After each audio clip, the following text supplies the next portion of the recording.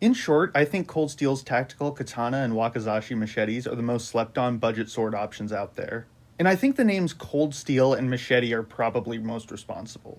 Cold Steel swords have had some well documented quality control issues, and no one wants to say that they cut tatami mats with a machete. I really think these blades strategically work with the strengths and weaknesses of Cold Steel's production, so hear me out on that first point. We're going to start off with the handles since I think they get across my point pretty well. So traditional Japanese handles are pretty complicated. You've got the silk wrapping, the manta ray skin that's either wrapping or panels, the kashira, the brass manuki, which is totally what I'm naming my Japanese gangster rap group. All things to loosen up or fail over time. So if you're looking for a sword that can take abuse, especially on a budget, the handle is more of an area of concern than the blade, since there's so much that can be made haphazardly or downright fucked up by a manufacturer. Or your dodo ass. The only authentic options to avoid this would be a sword and shirasaya fittings, which, I'll just use this kogatana for the visual, are both fragile and, more importantly, prone to slippage. And just remember, swinging a sword is only one tiny mistake away from throwing a sword.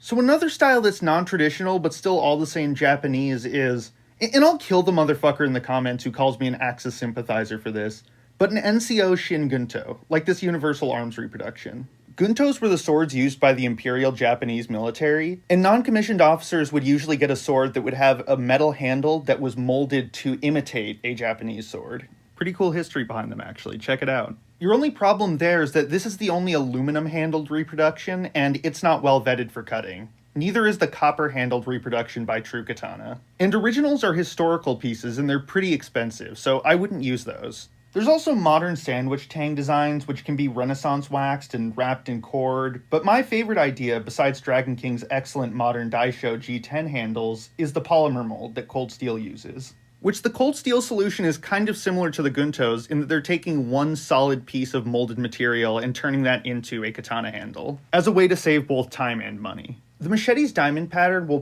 probably be a lot more consistent than any katana under $100. And the grips have this triangular profile which helps with edge alignment while you're cutting. But this is where I'll warn you that the wakizashi's handle is much more comfortable since the molded ito doesn't jut out. It's also a lot closer in size to traditional Japanese swords. The subas are rock solid, and there's no need for a habaki. The nylon sheaths retain these machetes really well, but this is another area where the wakizashi edges out on the katana. The old Cold Steel katana machetes had this strap at the top that would snap together and hold the handle to the sheath. To try and make this same design work again, they've actually put this hole in the sheath so that it can clear the suba, but it's scratched against the suba in my example. Which that also scratched off the finish of the suba a little bit and frayed the nylon. But I don't ever sling this thing over my back. Like, this sheath is just for storage, so I just keep this little flap pulled down.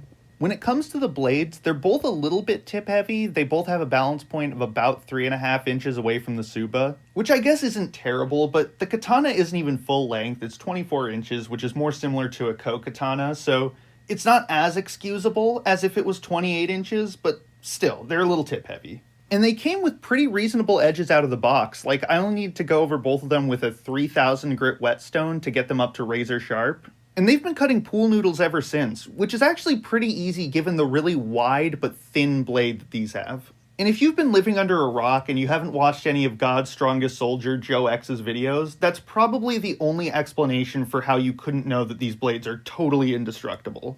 There's a million torture tests of Cold Steel machetes out on YouTube, and even when I was a kid and I had the old katana machete, I was smashing cinder blocks with that shit. My main point is that these machetes are bulletproof ways to start out, because if you want to emulate those Cold Steel demo videos, you can keep that shit up for years and years with one of these things. If you just oil, sharpen, and repair damage as needed, either of these will last longer than a Ronin Katana entry-level or Dojo Pro sword, and they'll cost just as much as a Musha that would have fallen apart in a month. Look, even if you wind up putting thousands of dollars into a sword collection, you'll still want to cut abusive targets sometimes, so you'll always have room for a katana machete. Or think of this. Maybe you've got friends over who want to dick around cutting coconuts and beer cans in the backyard. You're not bringing out the 1,000 times folded Nippon steel for that shit. Like, let's say you're at a barbecue.